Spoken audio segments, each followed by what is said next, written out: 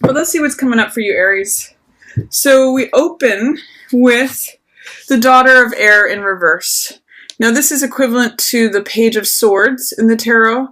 And the Daughter of Air, it's funny, the message I'm getting from this card is watch your words as April opens up, because the Page of Swords has to do with, first of all, swords represent thoughts, ideas, beliefs, communication, all that. So the page is usually the youngest of the court cards and represents inexperience in that field, or something that is still a child, something that's still learning, someone that is learning to wield that weapon.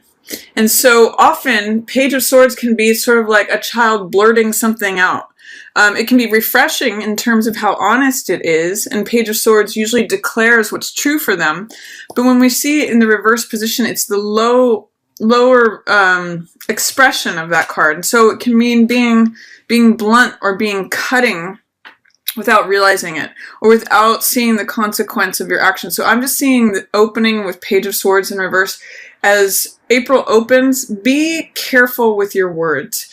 Or it's sort of also saying, like, don't run with scissors. Like, just take an extra second to think of the repercussions of what you say or do. That's what I'm getting from Page of Swords in reverse. Then we go into Star, Son of Fire, and Medicine Man. Interestingly, two major arcana that is surrounding you, Aries. I'm really reading you here as Son of Fire, whether you're male or female. This really just has to do with the Knight of Wands, or the Knight of Fire, who is someone who's willing to experiment with fire energy, someone who's willing to be courageous. On the high side, Knight of Wands is someone who is daring and bold and courageous and just goes for it and doesn't really think twice. He's fast-moving energy. He's just like all action. But on the low side, he can be like cocky, or, too risk-taking, or he can be overly foolish because he's just like, let's just burn it all down right now. Like, let's just go. He can be a little aggressive, or jump to conclusions and jump to arguments. So this is kind of saying cool it off, be a wise person. This is Magician energy, which is creating what you want, having a single focus, not being spread out in multiple directions. Like, this is the kind of guy who runs after like seven people, or seven different. Say if he's hunting, he's got a bow in his hands here. So say if he's running after 7 of these game animals, the wisdom of Magician says just pick one and go after that. Go after one goal. Don't spread yourself thin. Like, don't run in every single direction. You'll waste your energy and you won't get anything done. But Magician says, you can have anything you want. You just need to make a choice. You just need to focus on it and narrow it down to one singular thing. And then once you accomplish that, you can choose another thing. So, and also Star is saying, have hope. You can have anything you want. Just wish for it. So Magician and Star are very powerful energy, but they're also very wise energy, and they're very soft. I mean, Magician can be trickster energy. He usually represents Gemini or Virgo because he's ruled by Mercury. And this is usually Aquarian energy, Star, but they're both about having hope and faith in your dreams. This is about having hope in your dreams, and this is knowing how to implement or create those dreams. Having a vision is usually what Magician is about. And he says, abracadabra, what I say is what I create. So both of these are very hopeful, creative cards. And this is usually a card of action rather than, say, planning. And I'm kind of getting that these two are like the wise people informing you, Aries. Like, don't spin your wheels. Don't go in every single direction. Have hope that you can have what you want, and choose carefully. Choose wisely. Like, put your focus on one goal, and then your efforts will be well rewarded instead of just like frittered away, like running in all directions. So that's kind of the message that I'm getting there. This is saying, watch your words. Keep your eye on the prize. in many ways, Aries. Like, keep your eye on what you want to create, what your dreams are, what is it that you want to bring to yourself, and that's where you show up.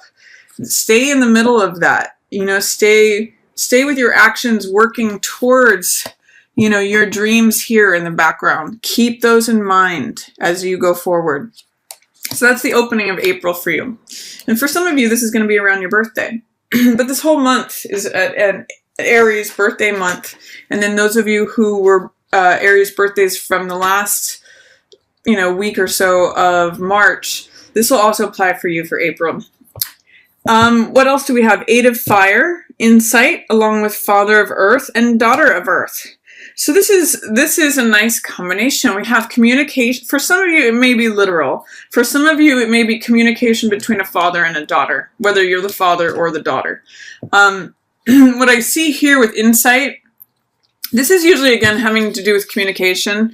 And what I'm seeing here is that as the moon gets into Aries and as the Mercury comes out of retrograde in the middle of the month, communication will start to flow again. We'll start to get information. We'll start to get insight about where we want to go forward, because King of Earth and Page of Earth, they're very good planners. They're very logical, very practical. For some of you, it may be going into business with a parent or a child. For some of you, it may be spending time with loved ones from your family or communicating with loved ones. I'm even getting, for some of you, it's communication with loved ones who have passed on. That's very possible. Or maybe a reuniting of communication that now exists that did not exist before between, say, a father and a daughter. So it's a wonderful time, Aries, to communicate and to plan about where you want to go next. It's a wonderful time to be practical. That's what the earth element represents. Practical about what the next steps are. And I'm going to say it may be a slow moving energy, Aries.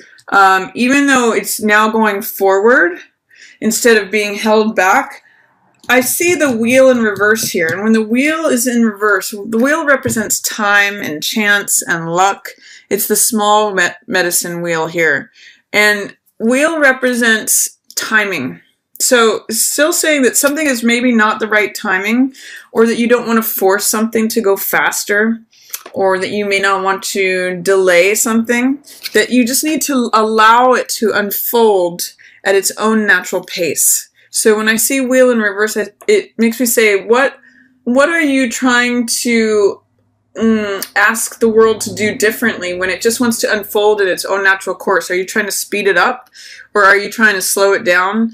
This is saying remove any doubts, fears, or resistance you have to letting things just unfold naturally as they should. Even release your ideas of how you think things should go is also what wheel in reverse says. Because, you know, the universe has its own order. It kind of knows, especially if you're dealing with a family member here, if there's new communication between family members. Don't have expectations of how it has to go. Let go of those. That's what the freedom of this eagle is on here. It's just like letting go, letting the divine guide it, especially in terms of timing and pace. Let the pace unfold naturally, because you will be going through a transformation at the end of April. A transformation that you may be resisting. This is the Death card in most decks. And it means letting go of something. There may be something that you need to let go of that you're having a hard time letting go of. But whenever I see that card, I always use this Buddhist phrase that says, let go or be dragged. There may be a transformation that you're resisting, but with transformation and the Tower card, this is called chaos here. This is, I mean, it's really interesting. You've got 4 major arcana cards that are about a big change, Aries. And this is your card here, the Emperor card. So this is the Aries card. I just want to show you. You go from the small medicine wheel, death in reverse or transformation, through chaos. This is a big tower moment. It may be something that rocks your world, Aries. And then here's the world in reverse. It's called big medicine wheel here. But this is the completion of a cycle, a major cycle. So with this, I mean, with all of these cards, it could be something really big. It could be a life change here. Aries. I mean, it may have to do, again, with family members. But I see, you know, with Death and Tower, it may be something that you're not expecting. And it may be something that you're kind of resisting because the small medicine wheel, I'm getting that some of you are going to be in denial about this. And it may send you into a frenzy like this bucking stallion. But I'm going to say, whatever happens at the end of April, allow it to happen. Embrace it. You know, there's a transformation happening for you. And I would say work with the energies that come up. Don't work against them. Don't swim upstream. Go with that river that's coming in, because it may be big. There may be some denial that this is happening, is what I'm getting with all three of these in reverse. And I'm going to say, look it straight in the eye. If there's a storm raging, or if you're going through a rebirth, again with that new moon in Aries, it might be a new you this month, Aries. For some of you, it's going to be very transformational, and you won't be able to be the same person that you were once you go through this. So there's kind of there's something big happening for you. I mean, it's a new you emerging at the end of April. And here you are, you come out of it being in your own full authority. You end up being the one in charge. This is Emperor. They call it Grandfather here, but this is your card, Aries. And it's sort of just like being large and in charge. Emperor is the number 4 card. It represents stability, authority, rules, regulations, empire.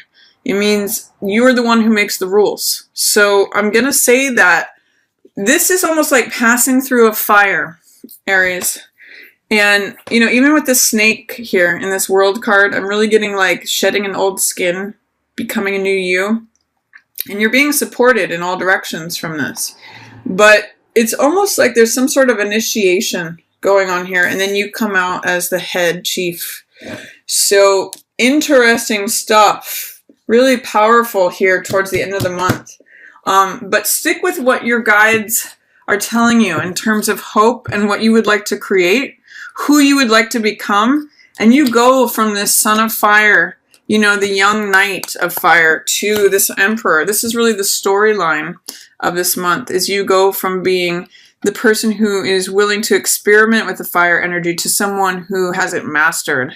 Someone who, you know, the buffalo walks by his side and he makes the rules. He has the wisdom for the rest of the tribe because he has gone through all this. So again, male or female, these cards are representing you, Aries. And I see you may even be relying upon someone in the middle of the month who has wisdom for where you want to go.